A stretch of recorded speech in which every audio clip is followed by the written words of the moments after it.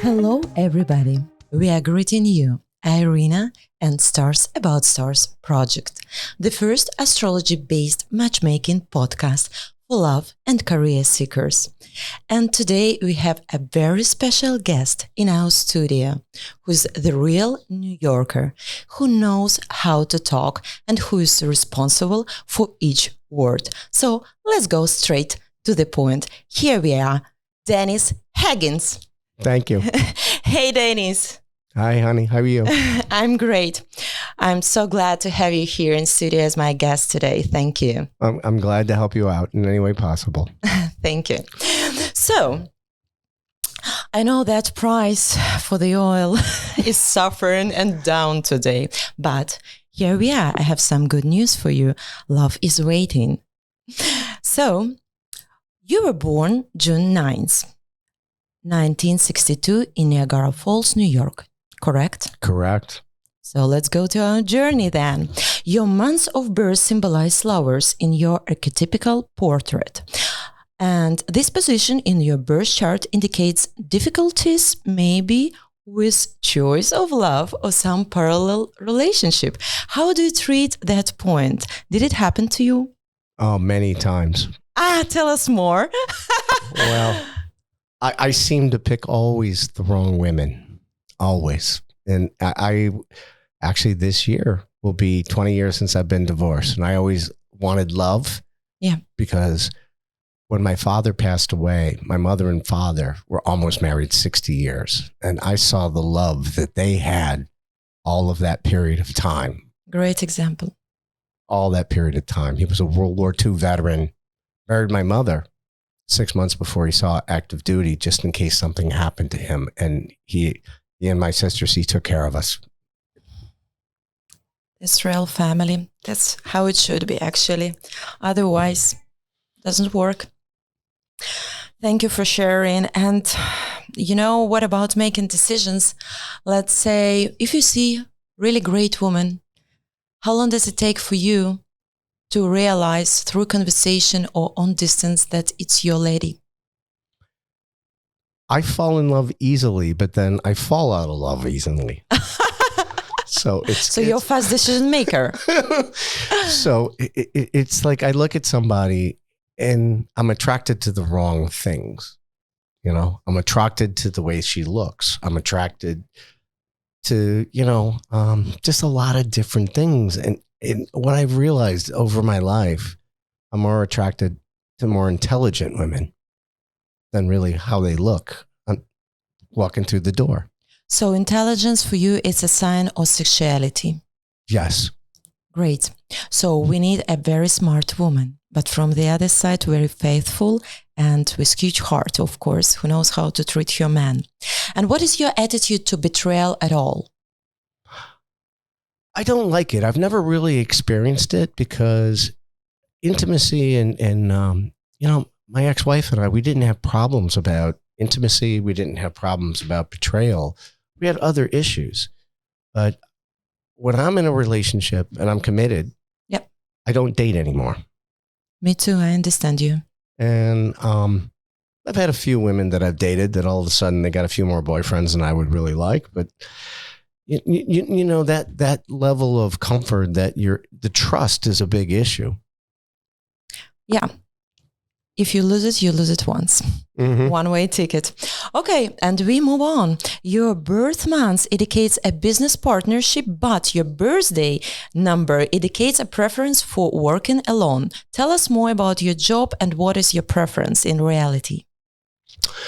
Well, when I first got out of college, I worked for big corporations. I had a tough time with the whole hierarchical, the hierarchy of a big corporation, because it never really allowed you to present what you really could do for that company.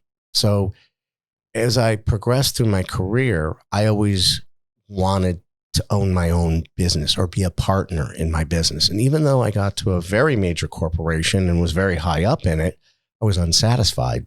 The only thing that made me happy was when I was a partner in my own firm with my own partners, making my own decisions for business to succeed, not only at my individual level, but at levels of the people that work for us and the company as a whole. At what age you were retired? Because I know that you have very exceptional story about your career making. I retired at 45 years old, and I am now 60. Never happens in life. Girls, this is a very smart man. Yeah. And well, the other thing that I do, which is different than most, my father was a truck driver, right? So I grew up not around money. So working on Wall Street for as long as I did, everybody wanted something more material. And my father told me there was 3 things you really ever need in life. 3 things: a woman that loves you, a family, and enough money to make sure you could put a roof over their head. And that's it. You don't need exceptional things, but if you have those 3 things in your life, you'll be the happiest man in the world. He goes, look at me. I am. That's great. You already picked up my next question, because I wanted to ask, who is your hero? Who is your example? And what are your biggest values? But you actually responded to me. Thank you so much. So you have Sun conjunction with Mercury in Gemini, and you're a Gemini yourself. Person who has very vivid mind and loves communication. Tell me, please, your ideal woman. She should be talkative, or she should be very quiet? No, not quiet. That doesn't work for me. I, as a classic Gemini, I could sit in a room and read a book all day and never say a word. I'm also the same guy that will be singing at a conference and dancing on the tables. So I love a little bit of emotional expression out of my women. And that, to me, as long as she's comfortable with me, then she could express who she is. That makes a relationship a lot better. And could I ask you, let's say you meet your woman, I don't know, on Tony Robbins seminar, and she's passing through stress or hell or life experience, and she's not emotionally available right now, but in general, she's perfect and alive and great woman to talk to. Would you fight? Would you dig that potential of the person, or you will just stay away and give the time to the person to come back to reality?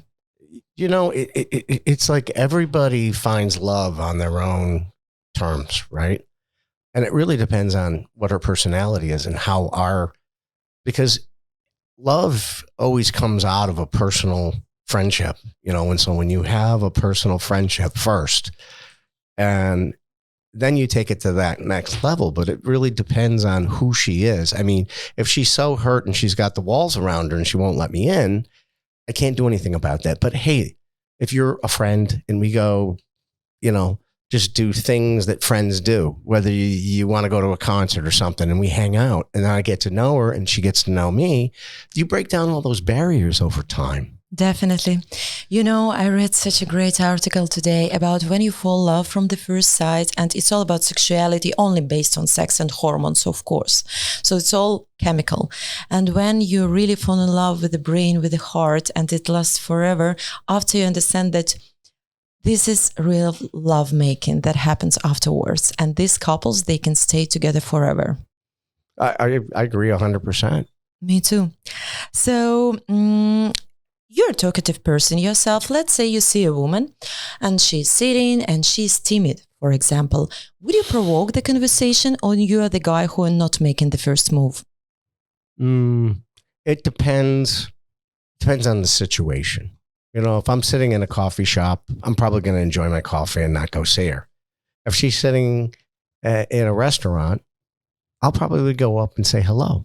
I'll go up and make an excuse to go get another glass of wine or something, to just kind of go over and say hello. How are you? And then I look for the response. I look at, does she look me in the eye? Does she say hello? Does she basic things, like that? But so it depends on the environment, I guess. This is ice conversation, when you feel energy getting back to you. Yes. Your feedback. Okay. Your Mars, that is very manly planet, square Saturn, planet of responsibility, points out non-stop thoughts process. And maybe even some injuries. Did it happen to you?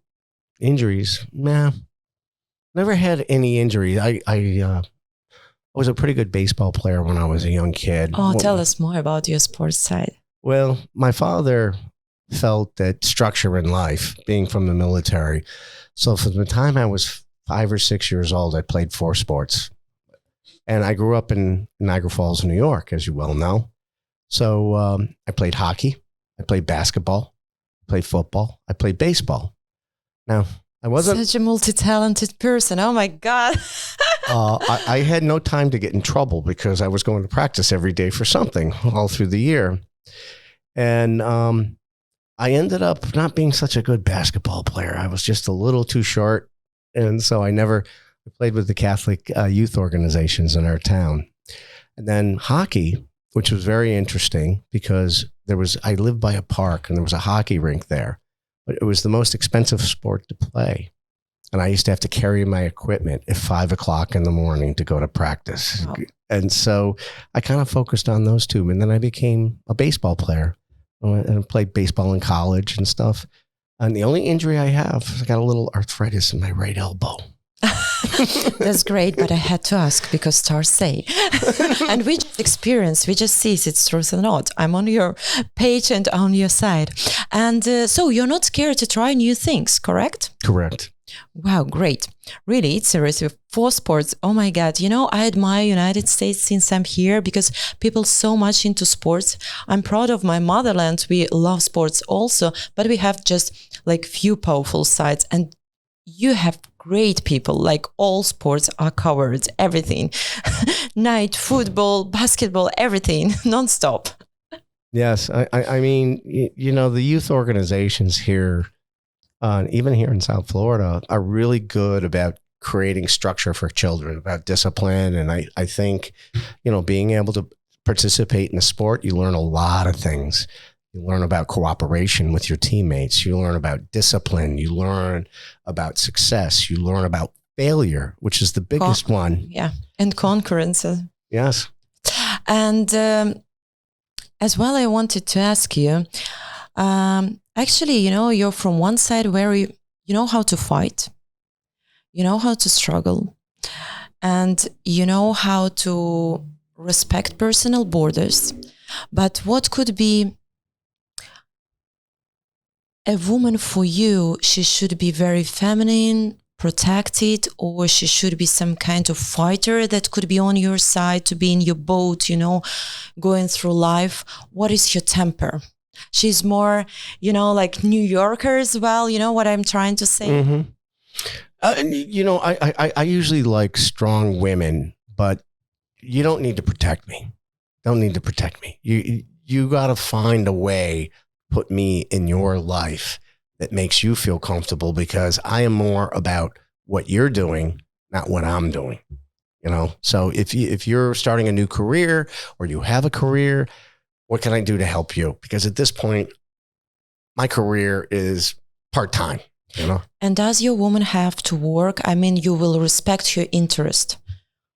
I don't think she needs to work, but she has to have a purpose. Great.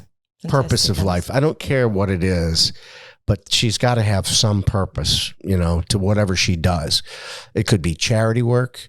It could be she still has young children she has to care for. It could be, she's in a career changing mode where she's going from one career to another, where she has to go back to school or something to learn additional skills for something she wants to do. But that's kind of it. Purpose to live and occupied mind in a good way. Yes. And you mentioned Catholic education. Are you from Catholic school or not? I never went to Catholic school. It's kind of a funny story. My father was a Catholic. My mother was a Baptist. And my sisters went to Catholic high schools and stuff. I never did. I rebelled. So until I got married, technically I got confirmed, but I never became a Catholic until I was in my 30s, technically, because I never got confirmed. But I've been not a practicing Catholic, but I've been Catholic most of my life, or I lived in the Catholic family, let's say. Dennis, you traveled a lot. You worked in Europe, you work in the United States, you really have, worldwide experience. And as well, the other day we spoke a little bit about mix of blood. That is very interesting and unusual in you. What do you think different countries and cultures gave to you? Well, the thing that I learned is I grew up in a small town. And my parents weren't wealthy, so we didn't travel a lot. We went to visit family. So I had a job that I was in international banking and sent me all over the world. And there was a fellow that I used to work with, taught me a very important lesson. And he goes, when you go into a different country, don't think like an American, because everybody here has what he used to call cultural thickness. He goes, it's the way that they think, the way that they live their life. It's their food. It's their culture. You got to immerse yourself in that particular culture because you'll never understand them. And that really tells you a global presence of this person here in this country is a lot different than that person, but they're not that far disconnected. It's kind of like when you experience all this stuff that you then appreciate other people from all over the world. And there's not many countries in this world I haven't been to. I've been to some pretty bad places and I've been to some pretty good places, but you always find the good. What's your favorite? Oh, Italy. Going there next week. Oh, poor you. I'm never jealous of nothing, but now I can tell you into your eyes, I'm jealous. I used to live in Italy. I love it. And, my background is French too after Ukraine. So yeah, wonderful place to visit. Enjoy pasta, enjoy everything what is possible. I'm well traveled too. And, when I went to India one day, I got so much scared with this traffic. I said, oh my God. And when they wanted in Sri Lanka, the other place, when I asked them something and they tell me like this, and they say, probably the answer should be yes. But because it was something about food or whatever, I don't remember exactly. And then they said, oh, that's their way to say yes, when they... shaking their head. No, they were saying yes. So, and what happened to me? After 1 week, I started to like it. I changed my clothes. I started to be like them with all these minerals on my hand. Very spiritual, traveling on this motor, very scary, and said, okay, I stay another week. My Indian experience that I first had, I was going to college in London. I was very poor. And I'd walk down the street and I'd see all these Indian restaurants in London, right? Yeah. So I walked into one of them. I had no idea what Indian food was. I walk into a restaurant and this woman looks at me. For whatever reason, she liked me. And I'm just explaining I'm a university student and I'm from the US. Every day I went to this woman's restaurant. She fed me for £2 every day because I had no money.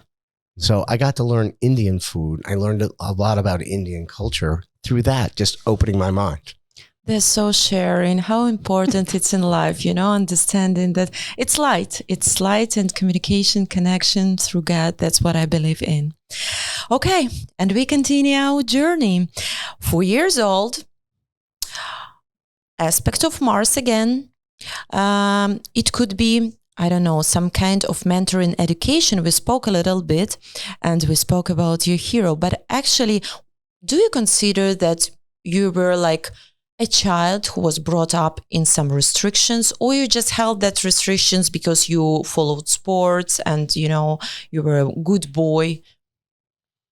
I never really had restrictions, but I had 2 older sisters that were change of life. So my sisters are 13 and 16 years older than me. So by the time I got to be 4 or 5, one of them was pretty much out of college. The other one was in college. So I kind of got brought up as an only child with my parents, and they were older, Yeah. They were older. So there was no restrictions. I think they had a hard time kind of figuring out what to do with me because I was the only boy and they were from the South. We're living in the North, and so I think that's why they got me in sports a little bit, just to give me something, some purpose, some discipline. I don't know.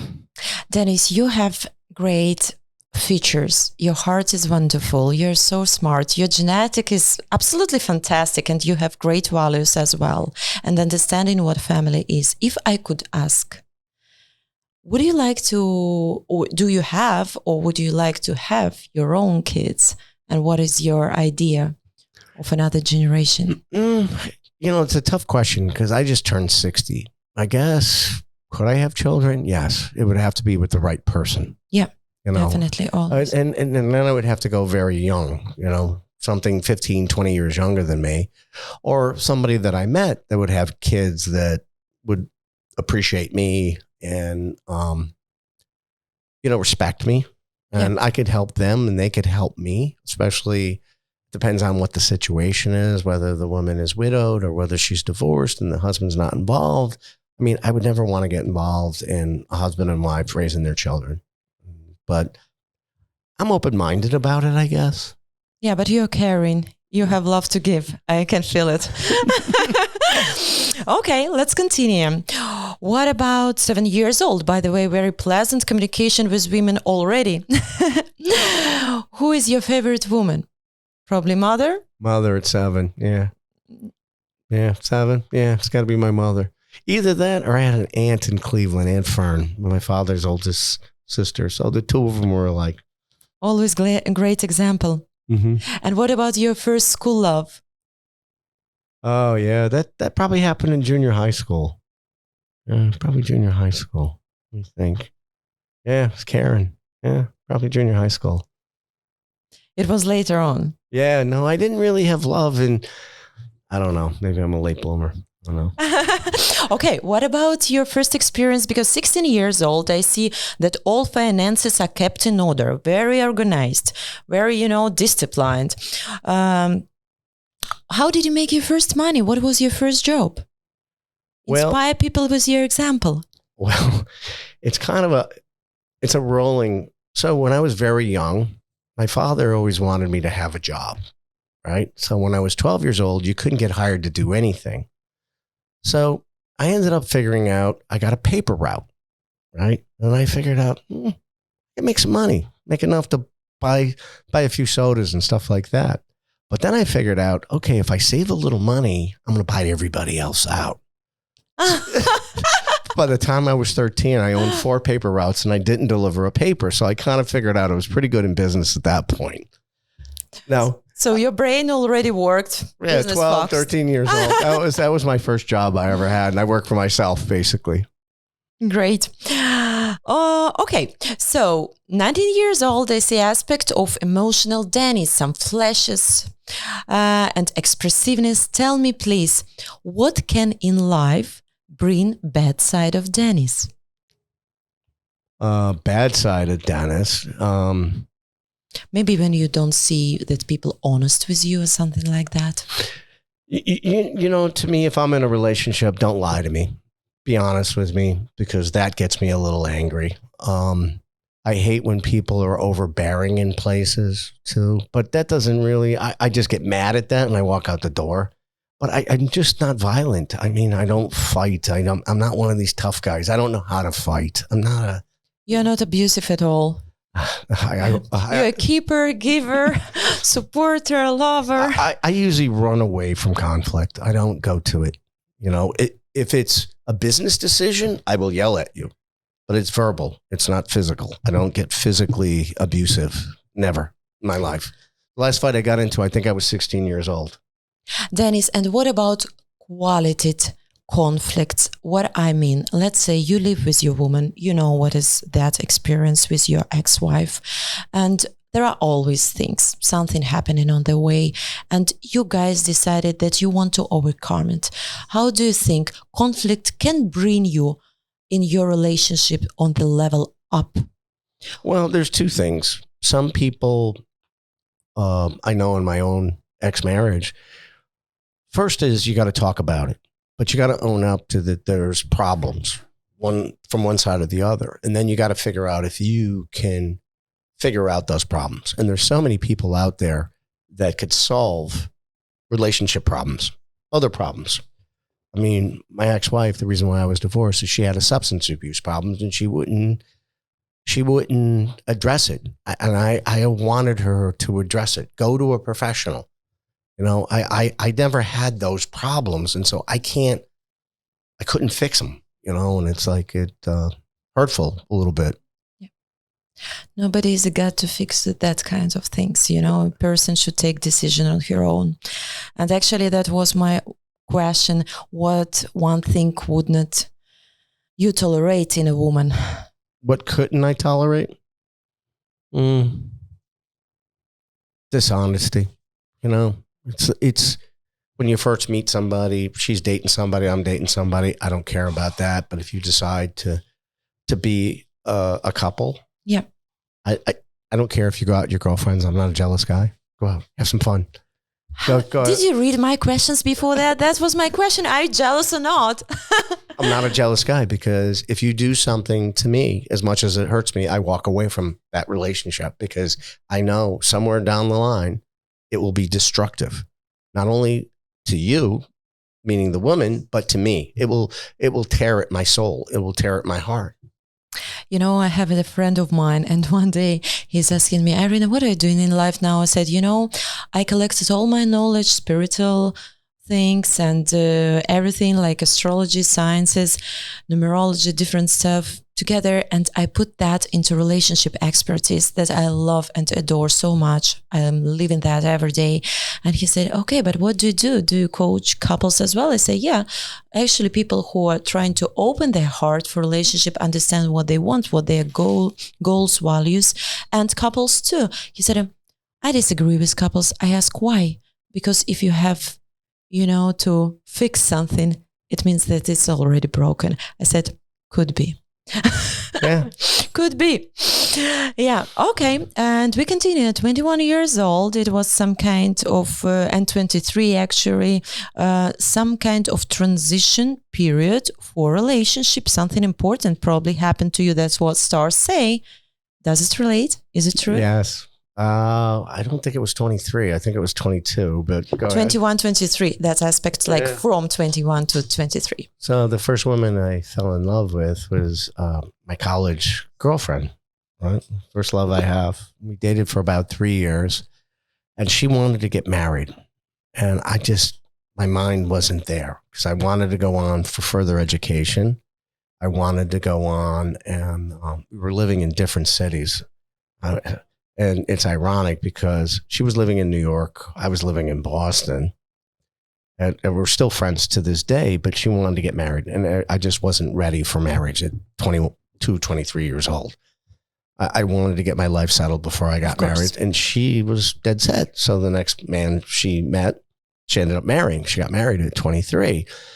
But the ironic part of it is she ended up marrying a guy that was a doctor that she's lived the last 30 years in Boston. And I ended up spending the last 30 years in New York. And we thought that was one of our biggest problems, is where we're living. So distance can really kill the relationship. Especially when you're young, because you don't have the ability or the finances to basically travel, on a regular basis. You're trying to get your career going and stuff like that. Dennis, you're a man of numbers. You understand finances so good from spiritual point of view. Do you believe in numbers, and do you have your favorite number? Yes. What is that? 7. 7. You know that it's number of movement in life. Really? Chariot. Symbolic. Mine is a little simpler. I was a baseball fan, and my favorite baseball player was Mickey Mantle, and I wore 7 everywhere I played baseball. So Great. It was a lot simpler than that. And 7 days creation of the planet.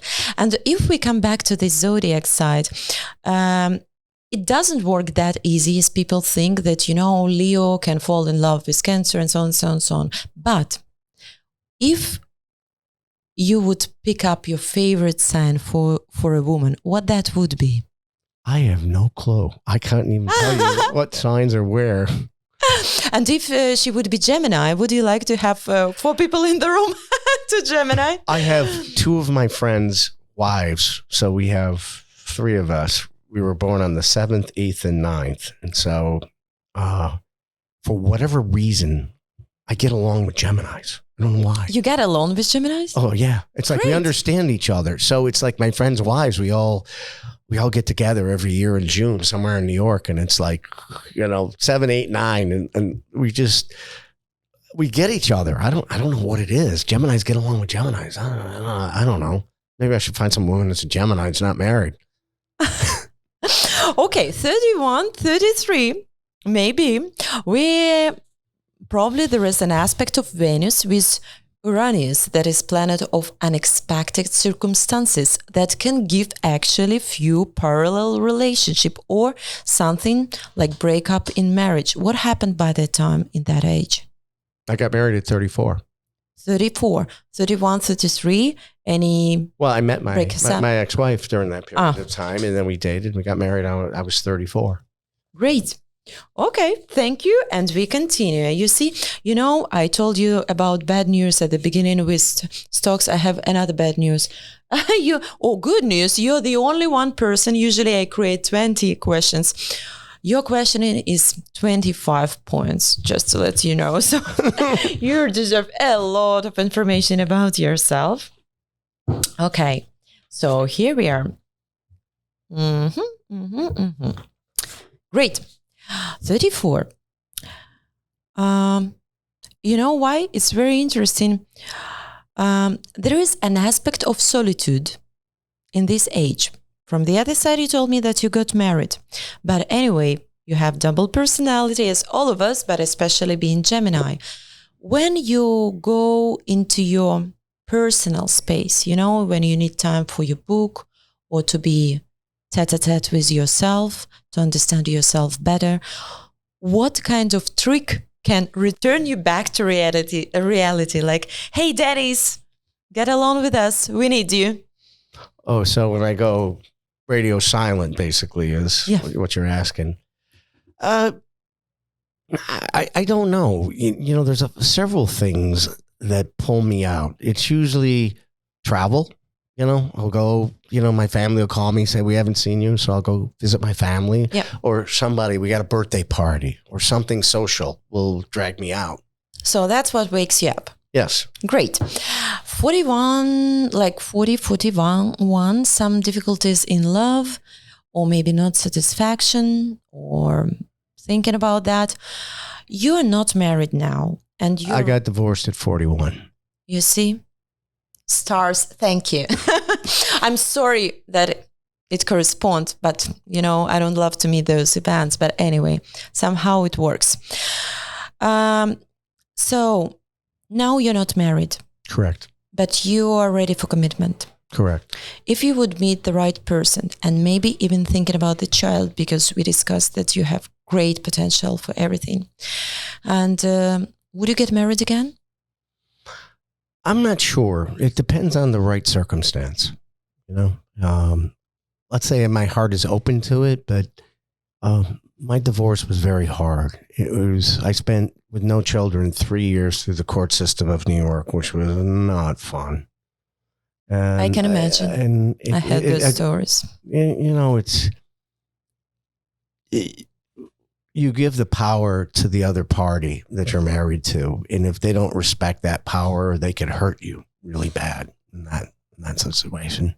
Yeah, I understand. Sorry to hear that, but really, I had great friends who told me similar kind of stories. It's like endless. You already, I don't know.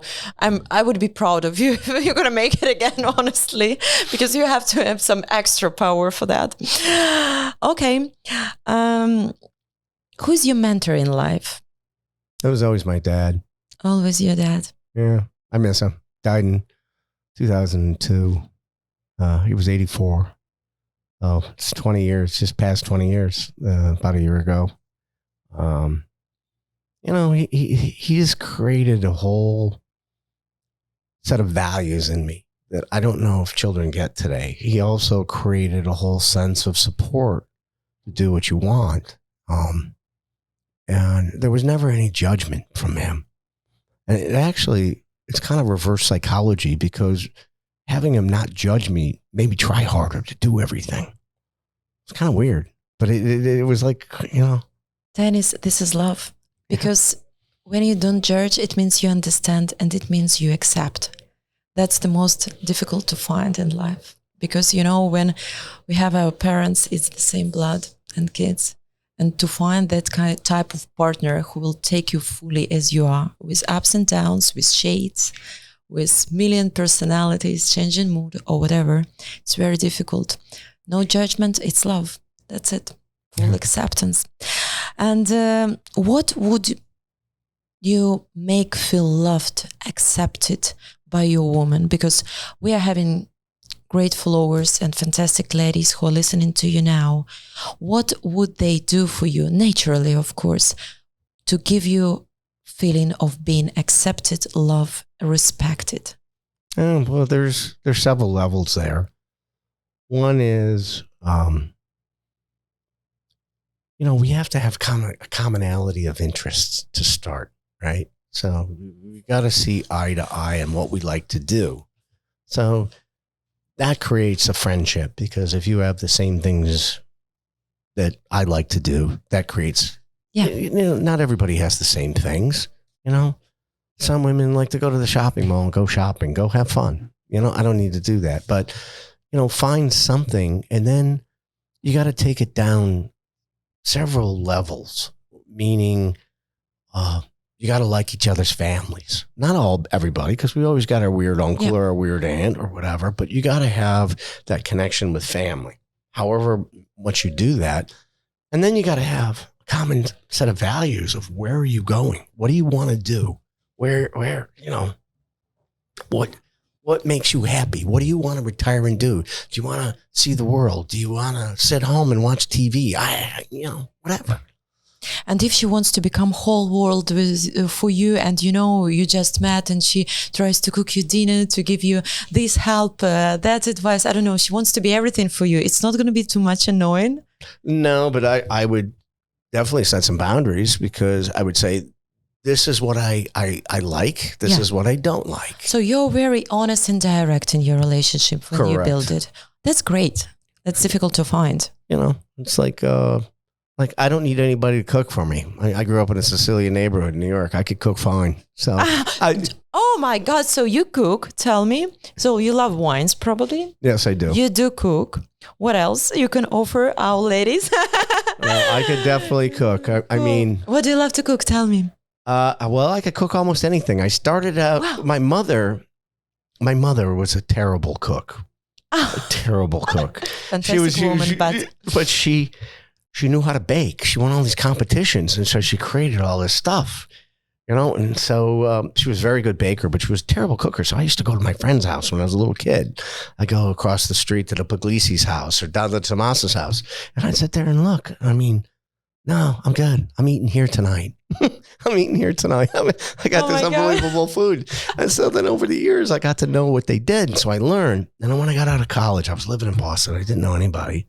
And I went to cooking school. And I thought, oh my God, I'm going to meet somebody here that I know I'm going to like. So they taught me a lot of things about cooking. And I thought I'd meet a woman. So I became a better cook. I didn't meet a woman out of that, but I became a better cook. So if your woman doesn't cook, it's okay? I don't care. Okay, let's say it's final question for you. I have a magic stick. Let's imagine that now. And I can do anything you want. Tell me, please, what's going to be your ideal woman? Approximately your image. I don't know, her look, your age, her mentality, her qualities. The magic stick, some level of intelligence. I'm 60. I don't want a 22-year-old. Kind of 40, 45 would be the baseline. Someone who cares about themselves, takes care of themselves. Somebody who has a good sense of what she wants out of her own personal life without me in it. Somebody who either has a career, wants a career, or whatever she wants to do, because I'll never get in the middle of that. But that's kind of the parameters that I would think. Thank you so much for sharing with us. Dennis, your final greeting to our followers, for Stars About Stars project followers, and tell me, please, how we can find you, just in case. Me, I know, of course. But you know where to get me. Yeah, I know how to get you. and offline and online. Yeah. I'm not much of an online guy. I only have a Facebook account that I rarely go on, but Could you share with us the name if you don't mind? It's mine, Dennis K. Higgins. You know, I'm on. Great. But I don't have Instagram. I don't have Tinder. I don't have Bumble. I don't have anything. I don't have Another time you prove you're a very rare man. Okay, because now it's so much spoiled, that market. You know that. But like I said, I look at it a couple times, and you know. Okay, what's your final greeting? What do you mean? I mean, what could you wish for our followers? Well, who are looking for love. Yeah, you know, I hope I find somebody I can live with for the rest of my life. That's the main thing. Somebody that I can enjoy all the gifts that I have, and I can enjoy all the gifts that she has. Thank you so much, Dennis. That was very honest, very cool, very fun, very emotionally fulfilling. Thank you for your honesty. I think that word we heard so many times today because it's our common value, actually. And I wish that value to everybody, as well as I wish love to you, Dennis, and to all other followers. So, and you can subscribe and follow us in all social media.